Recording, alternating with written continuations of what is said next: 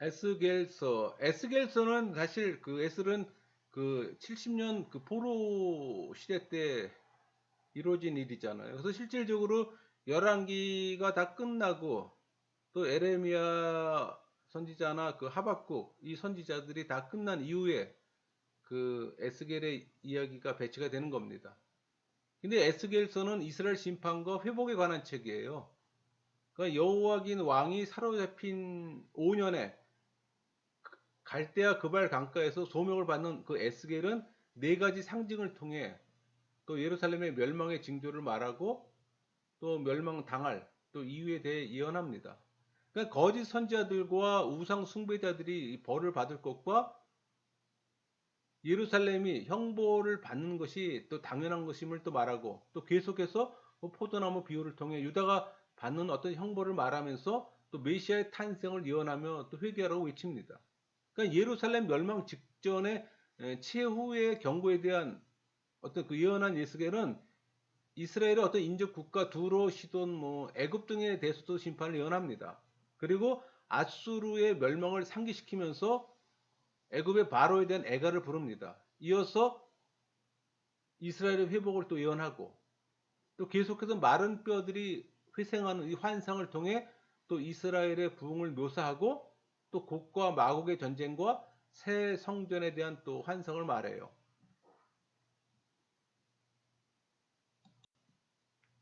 그러니까 1장에서 3장까지는 그냥 에스겔 소명에 관련된 내용입니다. 그러니까 1장 네 생물의 환상. 그러니까 에스겔은 여호 야긴이 그 바벨론 포로가 되어간 지 5년째 되는 해 갈대아 그발 강가에서 소명을 받잖아요. 그러면서 네 생물의 형상과 그 생물에 있는 궁창과 궁창에 있는 보좌에 대한 환상을 봅니다. 2장 부름받은 에스겔. 그 에스겔은 패역한 백성에게 하나님의 말씀을 전하도록 또 부르심을 받고 또 그의 명령에 따라 애가와 애곡과 뭐 재앙의 말이 기록된 두루마리 책을 또 받아 먹어요. 3장 말씀 선포 임무와 파수꾼 사명. 그 하나님께서는 에스겔을 이스라엘 족속의 파수꾼으로 세우시고 또 격려하세요. 또 자신의 생각이 아닌 하나님의 지시에 따라 또 말씀을 전하라고 명령하시고 4장, 5장은 예루살렘의 어떤 진멸의 상징들을 보여줍니다. 그러니까 4장은 상징으로 알리는 예루살렘의 심판 예언. 그러니까 에스겔은 예루살렘에 대한 바벨론 군대 어떤 포위와 기근으로 인해 당할 어떤 고난을 네 가지 그 상징을 통해 예언해요. 5장 예루살렘 지에 대한 하나님의 진노 예언. 그러니까 에스겔은 자신의 머리털과 수염을 깎아 불사르고 또 칼로 치고 바람에 흩트는 일로 멸망의 징조를 또 표시하고 또 그런 재난을 당하는 이유를 또 말합니다. 6장, 7장은 징벌의 이유를 말합니다. 그러니까 6장은 우상 숭배자 멸망을 예언. 그러니까 우상 숭배자가 받을 심판과 포로로 잡혀간 유대인 회개에 대해서 예언하는 거예요. 7장 임박한 심판. 그러니까 하나님의 심판이 매우 임박했음을 강조하면서 죄악이 편만하고 어디에서든지 심판이 임합으로 그 심판을 피할 수 없음을 또 외칩니다. 8장에서 11장까지는 예루살렘 성전 타락에 대한 환상이에요. 8장 멸망의 원인이 되는 성전에서의 우상 숭배. 그러니까 포로 된 지 6년째 되는 때 그 에스겔은 이상 중에 자기 집에서 예루살렘으로 이끌려가 성전 북쪽에 있는 이 질투의 우상을 보고 또 70인 장로들이 또 비밀스러운 방 사면에 짐승을 그려놓고 향을 피우면서 우상에 경배하는 모습을 봅니다. 또 성소 앞 현관에서는 태양에게 경배하는 배도의 행위가 벌어지는 모습도 봐요. 근데 이곳은 가장 성스러운 종교 의식이 거행되어야 하는 곳이잖아요. 그런데 바로 그 장소에서 우상 숭배가 이루어지는 겁니다. 그러니까 제사장들은 고의적으로 하나님을 모독하는 가장 패역한 짓을 지금 자행하고 있는 겁니다. 그러니까 성소와 제단에 대한 책임을 가지고 백성을 위해 희생 제물을 또 드리고 가장 정결하고 거룩해 할 이 제사장들이 도리어 가장 타락해 버린 겁니다. 그래서 하나님은 이들을 엄단하시겠다고 말씀하시는 거예요. 그러니까 이 시대로 표현한다면 목회자들이 타락을 하는 겁니다. 9장 예루살렘의 심판 예언. 그러니까 하나님 형벌의 실행을 부탁받은 어떤 상징적인 인물을 통해 이스라엘 백성의 죄악에 대한 또 심판이 행해지는 환상을 봅니다. 그러나 모든 가증한 일로 인해 탄식하며 우는 자는 이마에 또 표를 하고 구원하도록 해요. 10장 성전을 떠난 여호와의 영광. 그러니까 심판을 대행하는 자가 이 거룩한 그룹에서 숯불을 가져다가 온 성읍의 틈으로 불바다가 되는 환상이에요. 그러니까 이스라엘 성읍의 파괴를 의미합니다. 또 에스겔이 그발 강가에서 보았던 그 그룹과 바퀴의 이상이 그 예루살렘에 관한 환상 가운데 다시 나타나요. 그러나 하나님의 영광이 또 그룹들을 타고 서서히 예루살렘 성전에서 떠나가시는 겁니다. 이것은 죄로 물든 이스라엘 땅을 떠나시는 또 하나님의 모습을 또 상징적으로 또 드러내는 겁니다. 11장 악한 자들에 대한 심판. 하나님은 성적 동문으로 에스겔을 이끌고 또 악한 꾀를 베푸는 자들을 보이시고 또 그들이 행한 죄와 벌에 대해 예언하도록 합니다. 또 이어 포로된 자들과 함께 그 유다로 귀환시킬 걸 말씀하시고 그리고 에스겔은 이상 중에 또 예루살렘을 떠나 갈대아로 인도돼 또 포로들에게 예언합니다. 12장에서부터 15장까지는 그 반드시 멸할 것임을 예언하는 내용이에요. 12장 바벨론 포로 및 이스라엘 멸망 예언. 그러니까 에스겔은 하나님 명령에 따라 이사하는 행동을 통해 또 포로될 것을 예언하고 또 이스라엘 땅에 기근이 임할 것과 환상이 속히 임할 것을 또 말하고 있습니다. 또 13장 거짓 선지자들에게 임할 심판.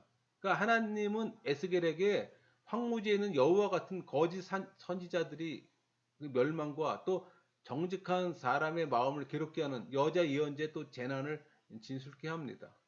14장 심판의 필요성과 남은 자에 대한 구원. 그러니까 하나님께서는 우상을 섬기는 또 장로들을 책망하시고 또 이스라엘 백성을 향해 회개를 촉구하세요. 비록 의인들이 이스라엘을 위해 간구한다 할지라도 심판이 변경될 수 없음을 또 경고하시고 또 그러나 남은 자들은 구원하실 것임을 약속하세요. 여러분 이 시대에도 소수의 남은 자들이 있습니다. 모두가 다 구원받는 건 아니잖아요. 거짓된 목회자라든가 또 우상 섬기는 또 장로들이나 그러니까 이 시대의 모습을 그대로 지금 보여주고 있습니다. 15장 포도나무 비유. 그러니까 이스라엘 민족을 산에서 자란 쓸모없는 포도나무에 비유해요. 포도나무는 열매 없으면은 땔감비는 안 되잖아요. 그러니까 이스라엘 백성들은 선민이라는 이유로 또 우월 의식에 사로잡힙니다. 그러나 그들은 또 자신의 신분에 걸맞는 또 사명을 감당하지 못해요. 그래서 하나님은 야생 포도나무 비유를 통해서 이스라엘 백성들이 이 무익한 존재로 전락해 버렸으며 또 따라서 하나님께서는 불로 그들을 태워 버릴 것이라는 걸 예고를 하는 겁니다. 16장에서 20장까지는 심판과 회복에 대한 예언입니다. 16장 결혼 비유. 그러니까 하나님과 이스라엘을 결혼 생활에 비유합니다. 그러니까 하나님은 고아와 같이 버려진 이스라엘을 씻기고 입히고 보살피고 또 성숙하게 우아한 여인으로도 키워놨어요. 그러나 이 여인을 또 아내로 삼고 당신의 모든 사랑과 정성을 쏟아 품위 있는 멋진 아내로 만드셨어요. 그런데 남편 대신 하나님의 보살핌 속에서 성숙해지고 미모가 뛰어나게 되자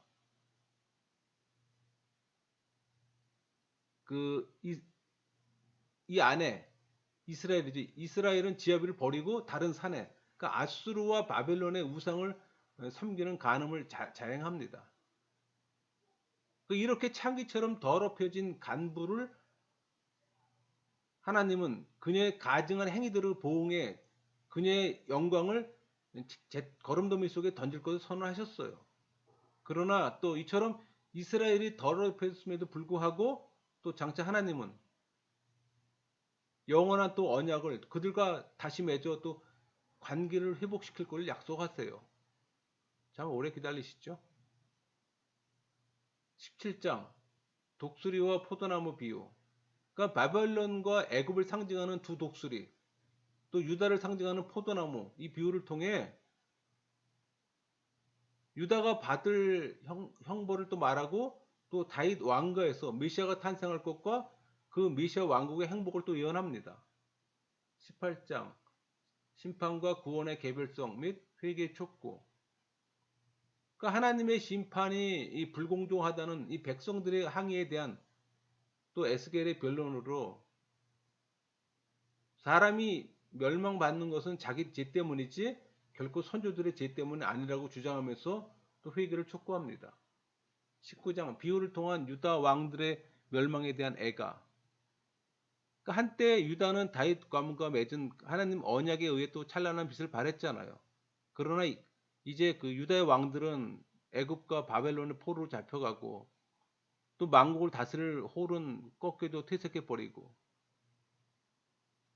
또 유다의 운명을 생포된 사자로 또 비유하고 꺾여진 포도나무로 비유해 이스라엘 고관들의 종말을 또 슬퍼하고 있어요. 20장 이스라엘의 불순종 역사. 그러니까 바벨론 포수 7년의 그 장로들의 질문에 대해서 하나님은 에스겔 선지자를 통해 이 거역한 이스라엘 역사를 말씀하시는데, 먼저 그들의 범죄를 지적하기 전에 당신의 구속 사역을 설명하세요.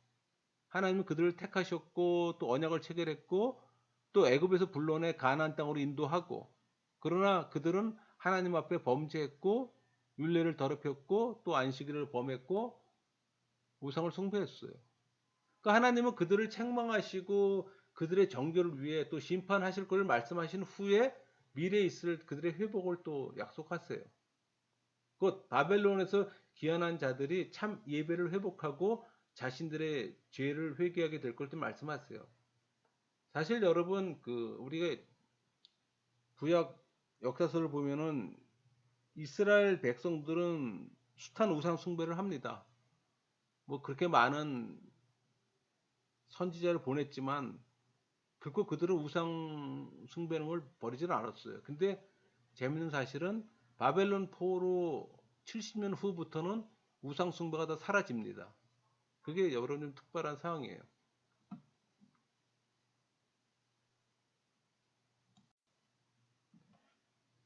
21장부터 24장은 구체적 심판의 방법을 예언합니다.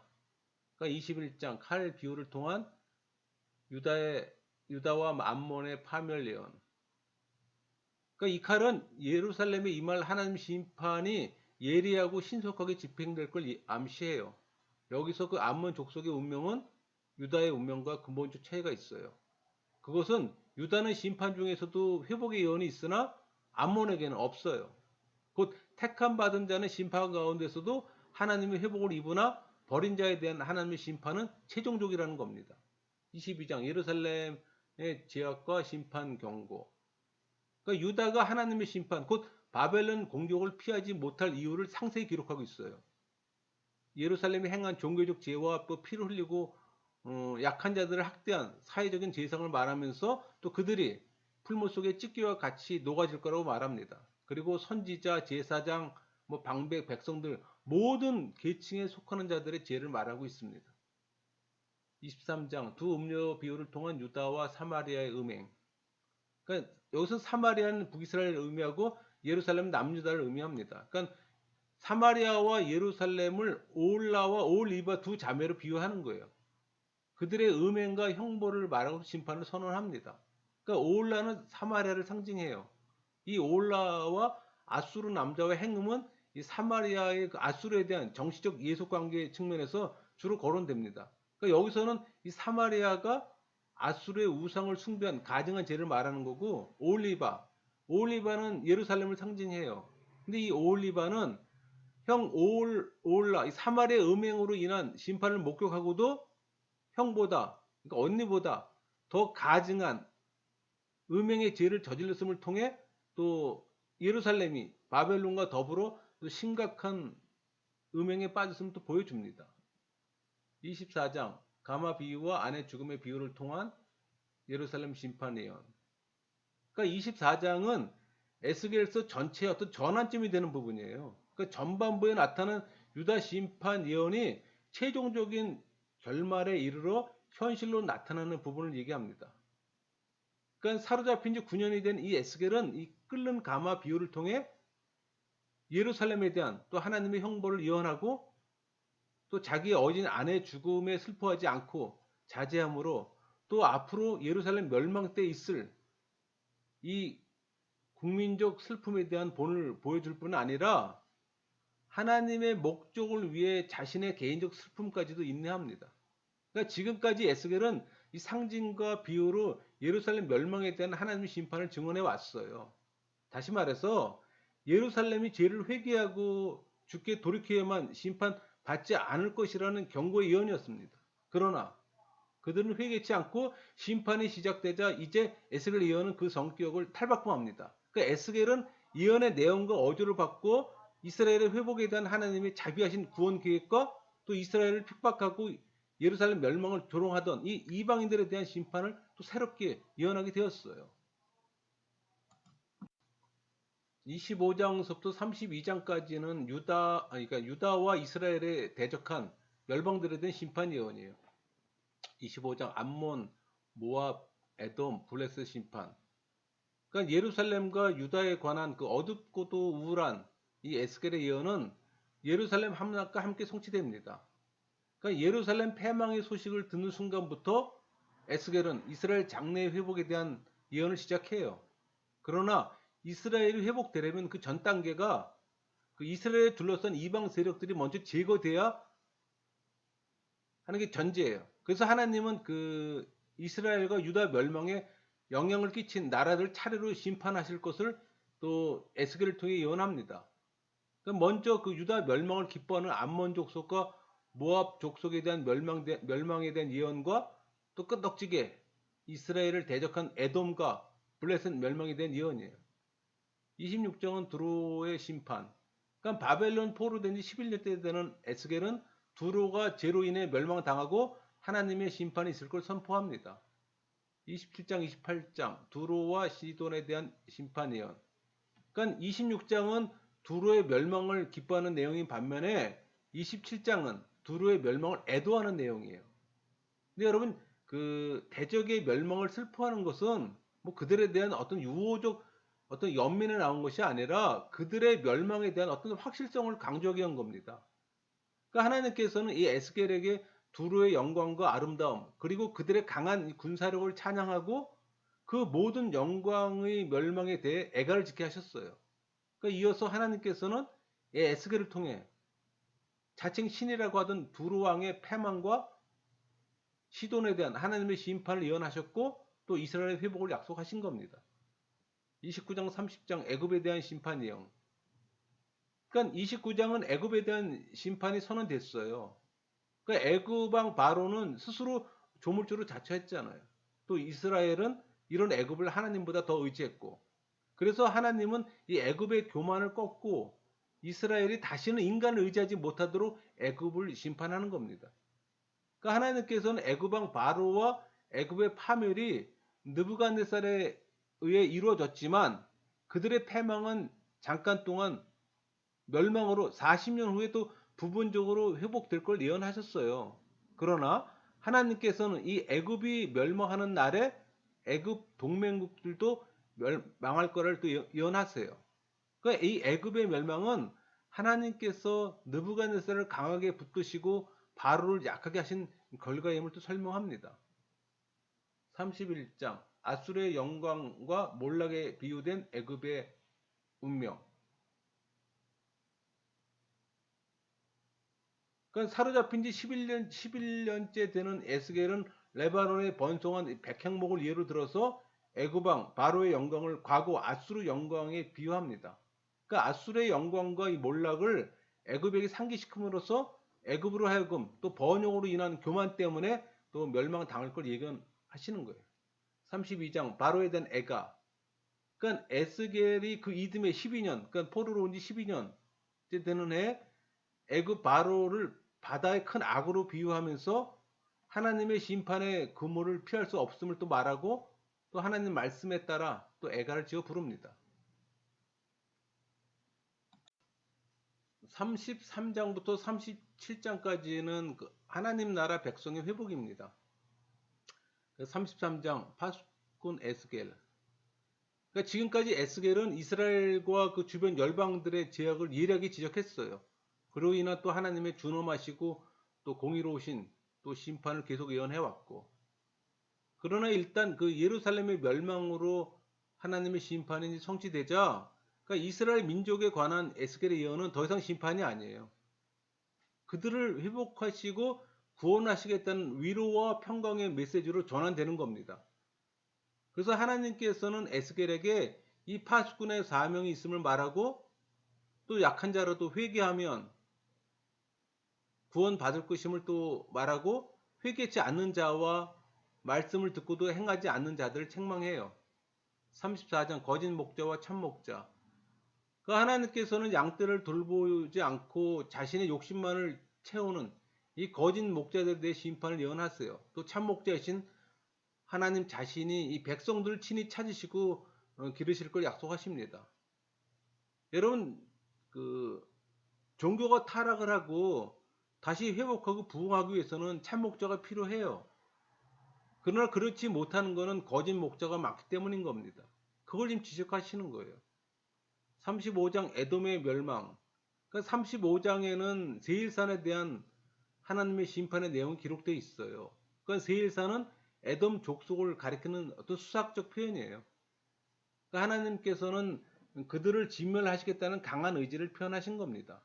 왜? 그들이 이스라엘 땅을 무력으로 침범해 또 그 백성들을 노예로 삼고 쳤기 때문에. 따라서 이스라엘 구원이 이 본토로의 어떤 기원인 만큼 그 선행 조건으로 먼저 에돔 족속이 제거되지 않으면 안 되는 겁니다. 그러니까 에돔의 멸망은 하나님을 대적하는 모든 이방 멸망에 대한 예언이에요. 그러니까 이스라엘 땅의 어떤 회복 약속에는 이 하나님 나라의 어떤 완성이라는 의미가 예언적으로 내포되어 있어요. 36장 열방 심판 예언 및 이스라엘 회복 예언. 그러니까 이스라엘이 황폐하고 이 땅 이방의 어떤 그 포로가 되어서 수치를 당하지만은 또 하나님께서는 심판에서 회복으로 또 공의에서 사랑으로 방향을 바꿔요.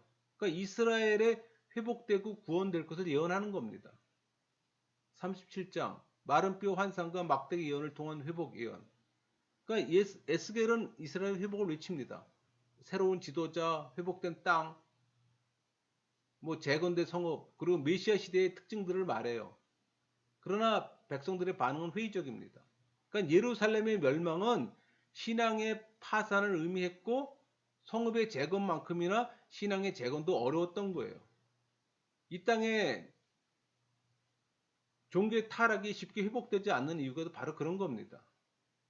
그들은 아직도 포로 상태로 얽매여 있었기 때문에 마른 뼈와 같이 아무런 소망이 없어요.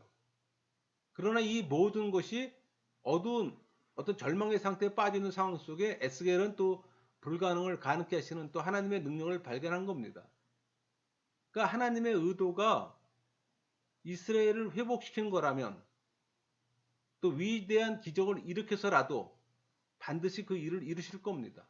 그러니까 37장은 이런 메시지를 담고 있어요.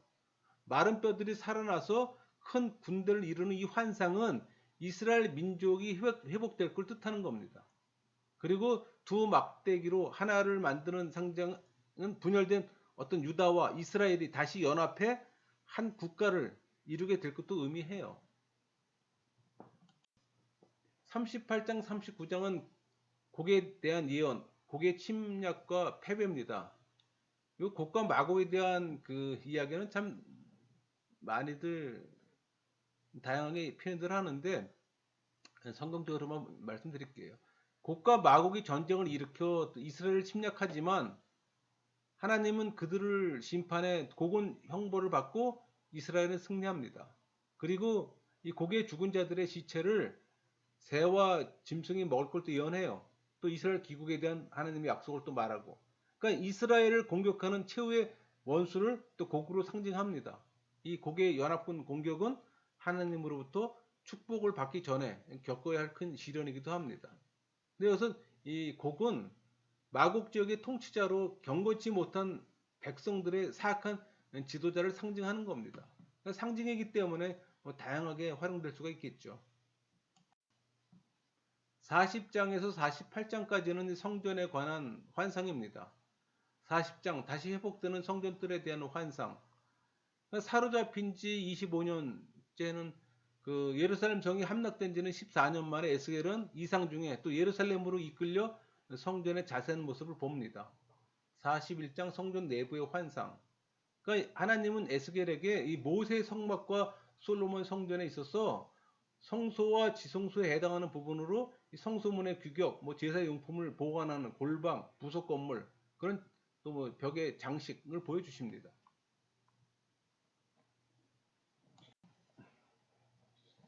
42장 제사장들의 방에 대한 환상. 그 에스겔은 성전 주위의 방, 뭐 곳들에 있는 부속 건물을 보았고 또 성전 전체 크기를 측량했어요. 그러니까 성전의 남쪽, 북쪽 골방뜰에 있는 이 두 방은 제사장들이 잠시 쉬며 또 하나님께 바쳐진 제물들을 먹고 또 거룩한 옷을 갈아입고 소재, 번제, 뭐 속건제, 제물을 비축하는 창고 역할도 합니다. 43장 성전에 임한 여호와 영광과 제단 봉헌 환상. 그러니까 예루살렘 성전을 떠났던 이 여호와의 영광이 계시된 성전에 또 가득하고 그들과 함께할 걸 약속하는 거예요. 그리고 이 번제단의 크기와 모양에 대한 이 내용과 또 성전 봉헌에 대한 지시를 합니다. 44장 성전 출입 규례와 레인의 임무. 그러니까 성소에 하나님의 영광이 들어간 후 또 문은 닫히고 왕은 성소 내부에서 또 여호와 앞에서 식사를 합니다.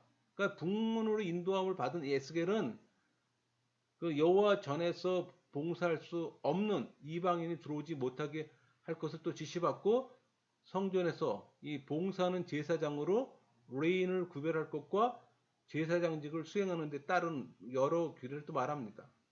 45장 백성들이 따를 규례. 그러니까 회복된 땅에서 거룩한 구역에 관한 설명이에요. 그러니까 땅의 집합일 분할에 대해서는 47장에서 48장 계속 이어집니다. 또 하나님께서는 이 새로운 이스라엘에 있어서 국민 모두가 지켜야 할 또 율례를 말씀하시고 46장 왕이 준수해야 할 규례. 그러니까 안식일과 월삭에 드리는 이 헌물과 예배 후 통과하는 길 순서를 규정하고 또 왕과 그 방백의 재산 상속에 대해 말합니다. 47장 생명수 환상과 새 땅의 경계. 그 성전에서 흘러나오는 생명수가 강을 이루면서 사해를 향해 흘러가는 겁니다. 이 강물은 희생과 화목의 장소에서 흘러나와 황무지를 옥토로 바꾸고 또 온갖 물고기가 자라게 하고 또 강변에 늘어선 수많은 초목들에게 또 수분을 제공하고 또 각종 열매와 약초를 키워냅니다. 그러니까 이런 축복의 강물은 가장 척박한 땅에서까지 또 실과가 열리게 되고 심지어는 이 사해도 죽은 바다 사해도 또 단물로 변하게 만들어요. 그러니까 생명수가 성전에서부터 발원한다는 것은 구원은 오직 하나님으로부터 온다는 걸 의미해요. 또 풍성한 열매는 하나님의 구원 사역은 전 우주를 풍성하게 또 소생시키는 걸 의미합니다. 에스겔 48장 새 땅의 분배 마지막 장이죠.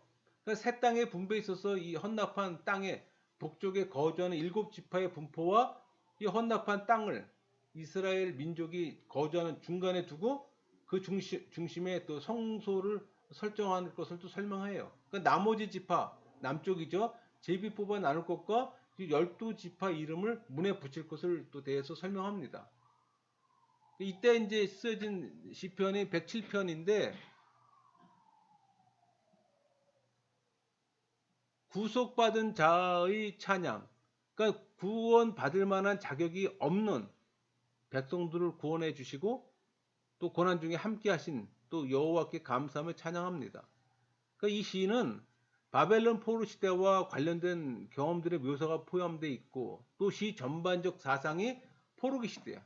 또 그 이후에 기록된 다니엘 기도나 뭐 느헤미야 기도도 유사해요. 그러니까 이런 점에서 이 시인은 바벨론 포로 시대의 해방을 바라보는 무명의 시인이라는 게 견해입니다. 또 시편 137편 포로된 이스라엘의 슬픈 기도. 그러니까 바벨론 강변에서 포로된 자들의 애도, 또 바벨론을 향한 저주입니다. 이렇게 해서 이제 우리가 그 에스겔은 끝났고요.